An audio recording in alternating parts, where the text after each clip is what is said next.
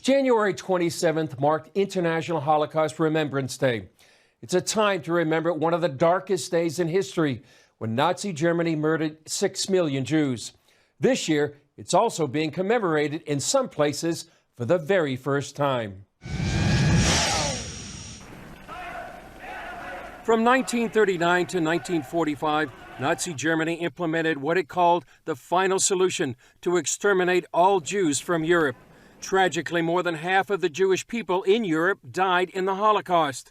To remember this genocide, the UN designated January 27th as a day of remembrance. We join together, first and foremost, to honor the memory of those who perished, to ensure they are never forgotten, to give them, as it says in the book of Isaiah, a monument and a name. Yet, during a recent vote on a UN resolution combating Holocaust denial, Israel's ambassador to the UN warned the Holocaust is fading from the pages of history.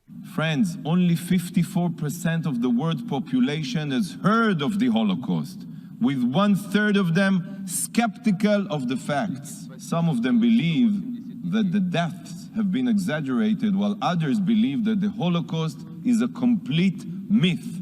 Despite that, there is remarkable change in the Middle East this year, as Egypt and the UAE mark the first ever Arab commemorations of the Holocaust. It's a wonderful development to see this relationship between the Arab world and Israel getting to the point where we are seeing Holocaust commemorations. Kohanim says it's all due to the change the Abraham Accords have brought to the Middle East.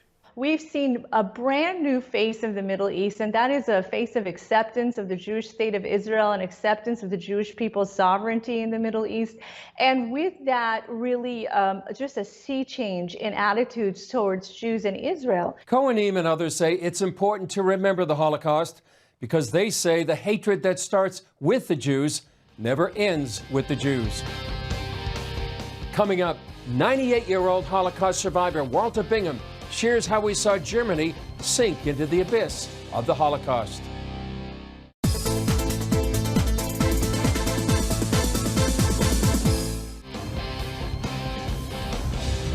German-born Jewish journalist Walter Bingham was just 9 years old when Hitler came to power in Germany. Even as a child, he witnessed the changes firsthand as his country slid into the abyss of the Nazis' hatred of the Jews. I sat down with Walter to hear his story ahead of International Holocaust Remembrance Day. Israel National Radio senior broadcaster Walter Bingham. Hello and welcome. In his Jerusalem apartment, 98-year-old Walter Bingham keeps reminders of the dark days of his youth. Born in 1924, Bingham was 15 years old when Adolf Hitler started what became known as the Holocaust. On his bookshelf, he keeps a copy of the Nazi leader's infamous autobiography, Mein Kampf, written in the year of Bingham's birth. In it, Hitler details his final solution to exterminate the Jews. This copy came from a Nazi office after the war. Your life has spanned so many events in history. One of them is the Holocaust.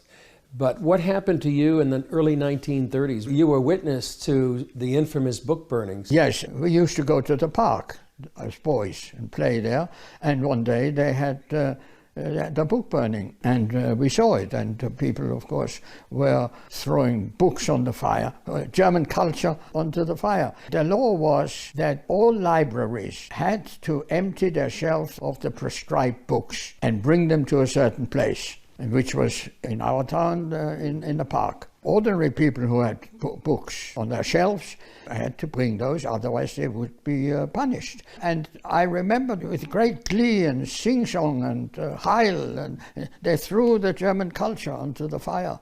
And you were also there at Kristallnacht. Yeah, Kristallnacht was in 1938. One day I saw that things went a bit of a commotion in the streets, and then I got nearer and actually saw that synagogue in a town called Mannheim burning.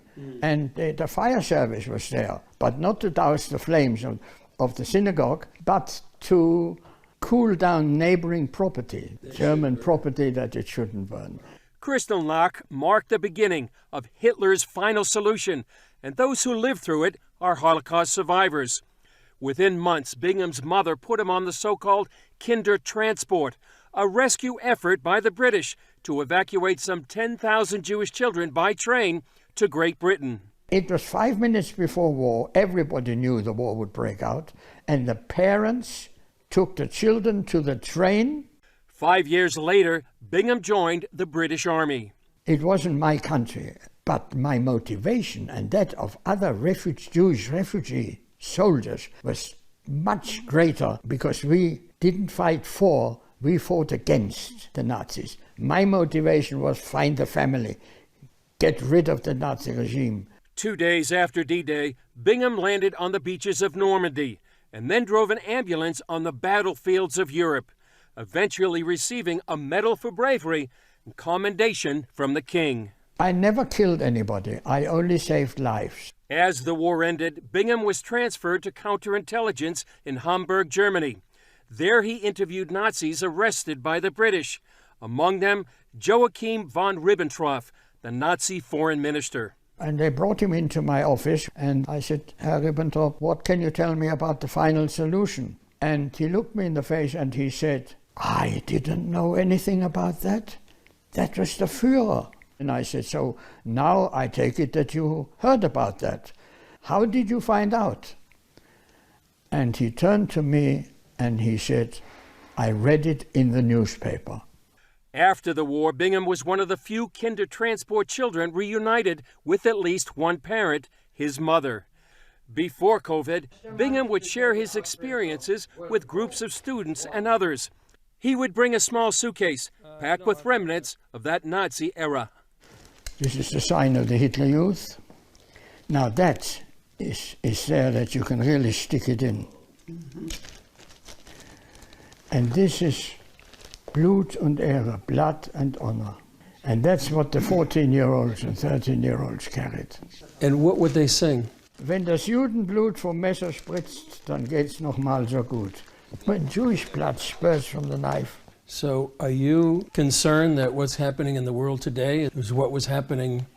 Oh, I've no doubt. We're living in equal period of the 1930s, except there will be no final solution because we have the State of Israel.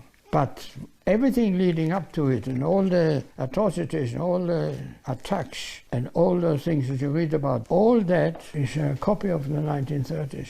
And our local friends here are copying what the Nazis did. What's the lesson that people need to take away?